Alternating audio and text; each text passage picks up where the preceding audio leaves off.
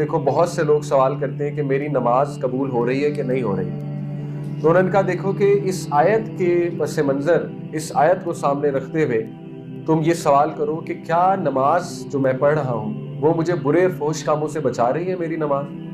اگر تو بچا رہی ہے تو انشاءاللہ قبول بھی ہے اور تمہاری نماز میں جان بھی بہت ہے، لیکن اگر نہیں بچ پا رہے تو پھر اپنے آپ سے سوال کرو، اور ہر نماز جب تم پڑھو تو یہ دیکھو اس نماز پڑھنے کے بعد تم فحش اور برے کاموں سے بچ رہے ہو کہ نہیں بچ رہے۔ کتنا زبردست کرائٹیریا اللہ نے دیا۔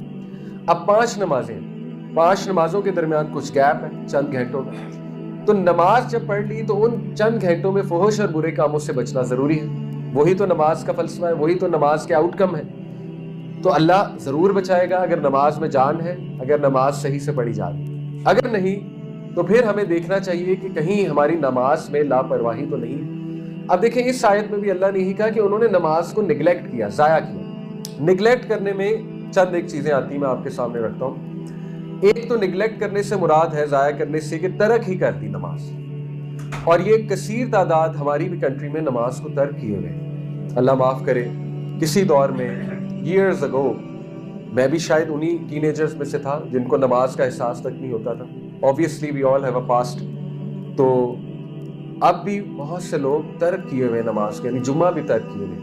تو اس میں بہت خطرناک بات ہے۔ دیکھیں اس میں اسکالرز کا اجماع ہے، کنسنسس ہے کہ جو انسان نماز کو ترک کر دیتا ہے، بالکل ہی چھوڑ دیتا ہے، وہ کافر ہو جاتا ہے، دائرہ اسلام سے خارج ہے۔ یعنی جس نے بہت عرصے سے ترک کیا ہوا ہے نماز کو، ترک کرنے سے مراد ہے جمعہ بھی نہیں پڑھ رہے، عید کی نماز بھی نہیں پڑھ رہے، ایک بھی نماز نہیں پڑھ رہے، تو وہ تو باقاعدہ دائرہ اسلام سے خارج ہے۔ اس پہ اجماع ہے، اور یہاں تک بات ہے کہ اگر وہ فوت ہو جاتے ہیں تو ان کا جنازہ نہیں ہوگا۔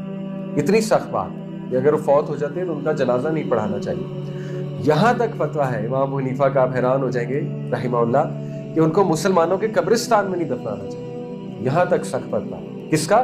جس نے ترک کی ہے، ٹھیک ہے، ترک کی بات کر رہا ہوں۔ تو ایک تو یہ ہے کہ جو بالکل ہی ترک کر دیتے ہیں تو انہیں تو بہت اسٹرکٹ وارننگ دینی چاہیے اور انہیں سمجھانا چاہیے اور بتانا چاہیے انہیں۔ دوسرا، نگلیکٹ کرنے سے مراد ہے کہ ڈیلے کر کے نماز پڑھنا، جیسے کہ سورہ معون میں اللہ نے کہا کہ فویل للمصلین، کہ ویل ہے، تباہی ہے ان نمازیوں کے لیے وہ کہ جو نماز کو ڈیلے کرتے ہیں۔ یہ نہیں کہا جو پڑھتے ہی نہیں ہیں، وہ کہ جو نماز کو ڈیلے کر کے پڑھتے ہیں۔ تو نماز ڈیلے کرنا بھی گناہ ہے، بہت بڑا گناہ ہے۔ اب ڈیلے سے کیا مراد ہے؟ بالکل آخری ٹائم ہو تب اٹھ کے پڑھ لینا، جیسے نبی صلی اللہ علیہ وسلم نے منافق کی نماز کیا بتائی، بالکل جب سورج غروب ہونے والا ہوتا ہے تو وہ ایک دم اٹھتا ہے، وضو کرتا ہے، اور جلدی سے، جس طرح وہ باقاعدہ مثال دی ہے کہ جس طرح ایک مرغی ہوتی ہے وہ ٹھونگے مارتی ہے زمین پر چارہ جو بھی کھاتے ہوئے، تو اس طرح سے وہ سجدے کرتا ہے، اس طرح سے وہ نماز ادا کر لیتا ہے۔ تو دیکھیں یہ بڑی ڈینجرس بات ہے نماز کو ڈیلے کرنا، اور ایسی باتیں ہمیں پتہ ہونی چاہیے، ہمیں ہارش ڈوز بھی لینی چاہیے، ٹھیک ہے، تاکہ ریالٹی چیک بھی ہو نا۔ تو ایک تو یہ ڈیلے سے، نگلیکٹ سے مراد ہے کہ ڈیلے کرنا نماز کو۔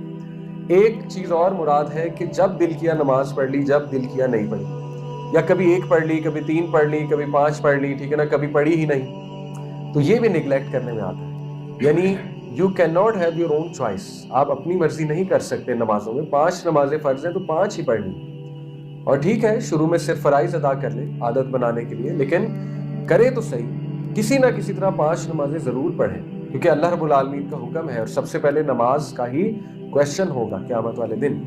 تو نماز جتنی تگڑی ہے اتنا انسان فحش اور برے کاموں سے بچ جائے گا انشاءاللہ۔